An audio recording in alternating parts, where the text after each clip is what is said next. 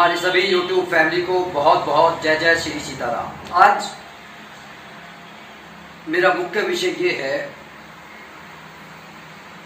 कि हम जीवन में जो भी पूजा पाठ करते हैं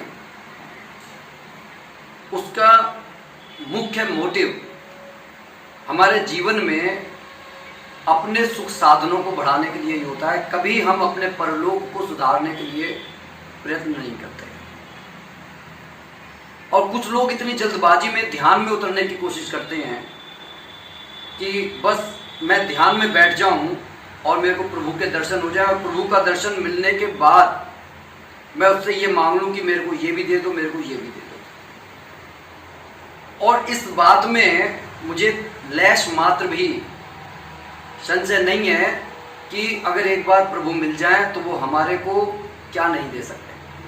वो हमारे को वो इतने सर्वसमर्थ हैं कि वो हमारे को हमारी सोच से परे अगर कुछ है वो भी दे सकते हैं।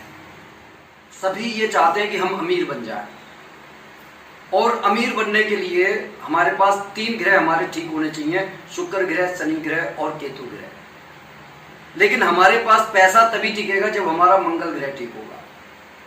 और इसीलिए लोगों को उपाय बताए भी जाते हैं और लोग करते भी हैं, लेकिन लोग परिणाम चाहते हैं कि बस यहाँ पर स्विच दबाया, रोशनी हो गई, पंखा चल गया।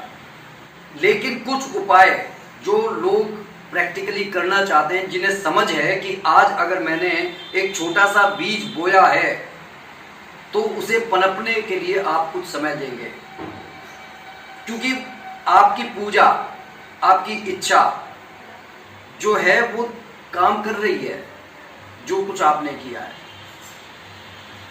लेकिन आप उसको वो एनवायरनमेंट तो दीजिए, पूजा का, भक्ति का, अपनी इच्छाओं का इंतजार आपको करना पड़ेगा। लेकिन इंतजार के साथ में, जैसे कि आप गाय को रोटी खिलाते हैं, जो सबसे पहले हमारी रसोई की रोटी निकलती है, गाय को खिलाते हैं, कुत्ते को खिलाते हैं, कौवे को खिलाते हैं। मंगलवार के दिन आप जाकर महाबली हनुमान जी के दर्शन करते हैं, हनुमान चालीसा का पाठ करते हैं, ओम हनुमते नमः का मंत्र का जाप करते हैं, प्रभु श्री राम की स्तुति करते हैं। कहने का ये अर्थ है कि आप अपने ग्रहों को स्वयं सुधार सकते हैं कि अगर वह गलत हो रहे हैं, नीच हो रहे हैं। शनिवार के दिन आप जब सरसों के तेल का दान करते हैं तो आपका शनि सही होता है। ये सब बातें पहले बताई जा चुकी हैं, लेकिन कम से कम आप इसे थोड़ा सा लगकर 1 साल तक करके तो देखिए। जहां पर आप आज खड़े हुए हैं, 1 साल बाद आप स्वयं देखेंगे कि आपके जीवन में कितना बड़ा बदलाव आ गया है। और बदलाव हमेशा धीरे धीरे कर आते हैं। जो व्यक्ति एकदम से जिम में जाकर 3-4 घंटे मेहनत कर लेगा, अगले दिन उससे उठा नहीं जाएगा। इसीलिए वहाँ का जो इंस्ट्रक्टर है वो भी कहता है कि भाई आज आपको इस तरीके से एक्सरसाइज करनी है।